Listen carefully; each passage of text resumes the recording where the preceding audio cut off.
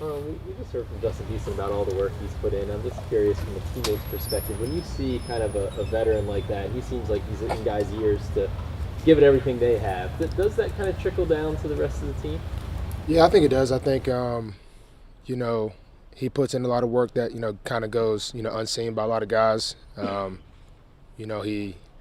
know, like, offseason wanted to sign for more, but, didn't get what he wanted. But, I mean, he's playing lights out. So, we got him for a bargain, but it's the prices went up. So,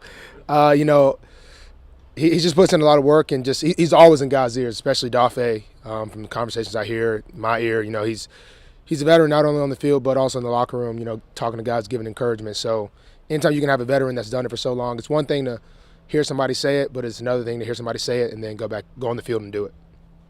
Marlon, do you have a preference to play inside or outside, and why? If you have Don't really have a preference. I kind of, whatever kind of the game plan is or whatever the coaches want, this is where I go. But it's fun to play inside, especially when you get to hit some guys and not really. When you're on the island, you can only be so aggressive. So it's kind of fun to get play inside and get in my little linebacker stance and try to do my inner PQ and row. So it's fun to try to it's really cool just being next to row and PQ and all those guys up front. It's a lot more physical, but it's pretty fun going inside every once in a while. Marlon, watching Baker on film, is it the same Baker you've seen all these years, or what challenges does he present? The Baker, he's when he was at the Browns, I've been out there. He's thrown, I think, 4 touchdowns on us. He still slings it when he gets the opportunity, and he's a guy that really trusts his arm. That's what you can still see from the games he's played this year. So, well, in the back end, we'll for sure have to be ready because I've been on the opposing end when he's lit us up. So, if we can limit him, I think we'll be able to do pretty well. You mentioned Patrick Queen in terms of working out with them, and last week both of you guys had 5 tackles. You had a sack as well.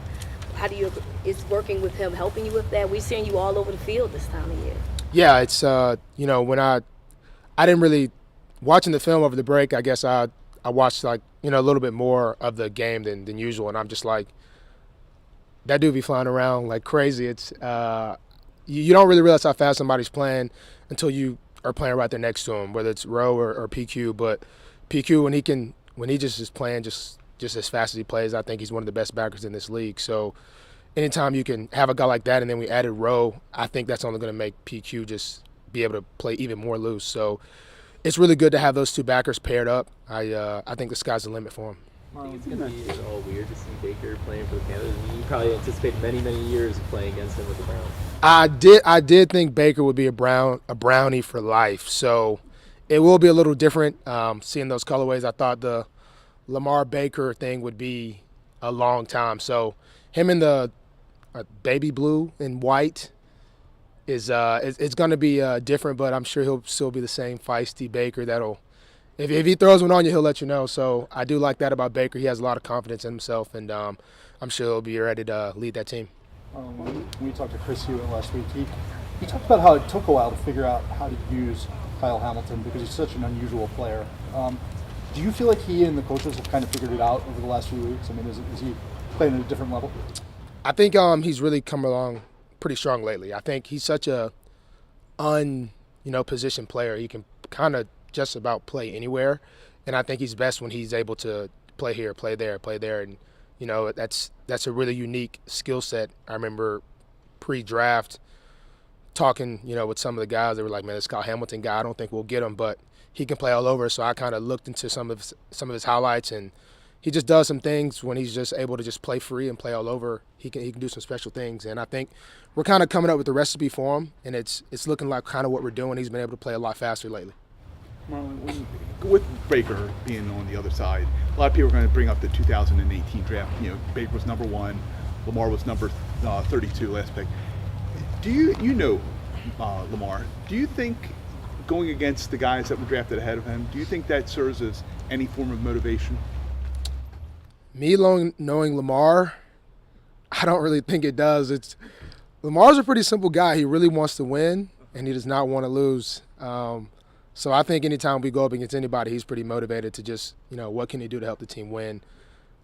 So I don't think there's much there. I think others maybe, I don't know, whoever might kind of have something there, but he's really just about W's in the right column. So that's kind of the only motivation he really needs. Well, do you think the defense overall is kind of rounding the form? You add Roquan, you're getting guys back in pass rusher. Like Houston's come on really strong. Do you feel like this defense is playing right now at kind of where you guys expect it to be?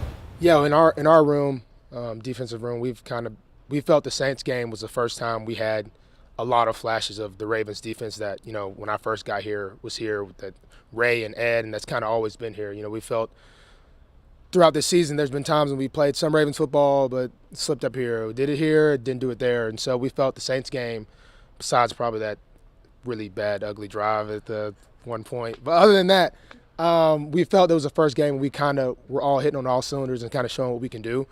We feel like we're a very elite defense, but, it's easy to say you're an elite defense. You just got to show it. And I felt like the Saints game was a big stepping stone for that, and we want to kind of continue that with this Carolina game.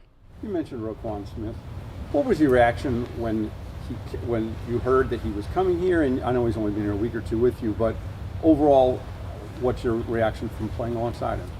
Yeah, I was in the weight room, and somebody texted me, "Y'all got my boy," and I was like, "Who is your boy?"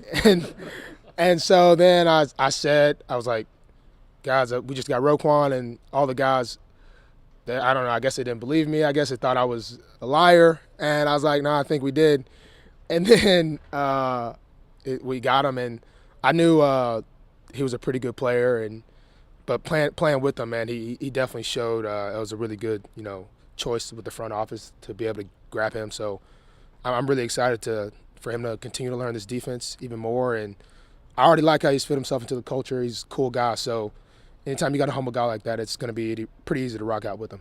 Marlon, when you go from playing outside on one series to inside on the next, are you sort of flipping a switch in your head to some degree? Like, are you a different player at one spot than another, or is it more fluid than that? Usually when I get inside, I don't do a lot of thinking. That's good and bad sometimes, but I just try to be as physical as I can whenever I get to be inside, because it's usually a lot more zones. You're closer to the line of scrimmage. You're closer to the core of the ball, of like the field. So to me, when I switch inside, I think how can I disrupt the entire play of the offense, whether it's a pass play, whether it's a run.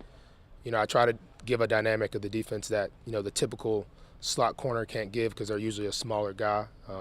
So that's kind of the big thing. I just try to disrupt when I get inside, and when I'm outside, I'm more thinking more pass. But inside, I'm kind of thinking both, but I'm mainly just trying to disrupt in whatever way I can.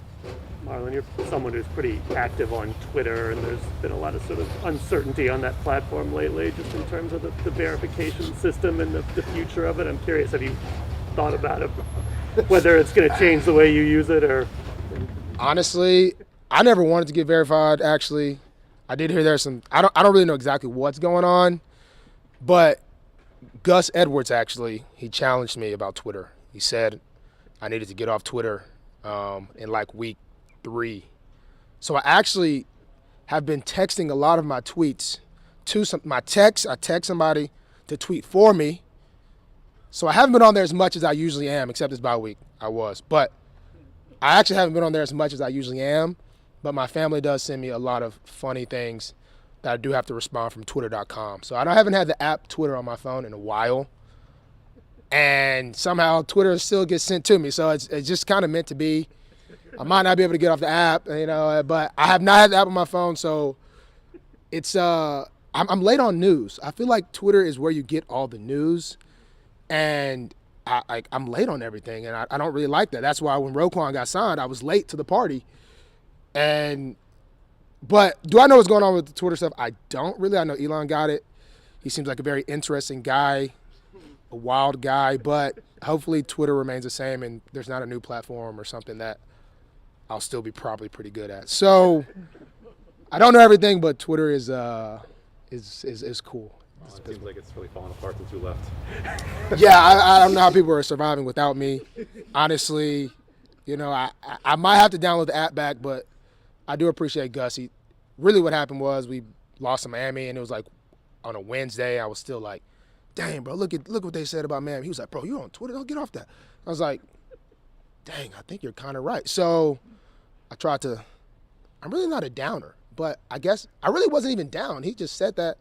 He challenged me, and I have not downloaded the Twitter app since. So shout out to Gus Edwards. So you have someone tweeting to your account for you. I have someone tweeting so to you my don't account have to read anything for else, me. basically. So I don't have to read anything else except this past bye week. That's why I tweeted so much this bye week, because I was like, I don't got no game. I can be more Twitter But you active. still missed your picks. Yes, I know. I gotta. As I'm saying, I haven't had it on my. Yeah, so I gotta. I'm a little off schedule, but I'm still there. But I'm not as active. But it's been working. I've been playing all right. So that's really what happened. I was like, man, Miami was obviously rough, but Twitter's great. Thank you. All right, thanks. That was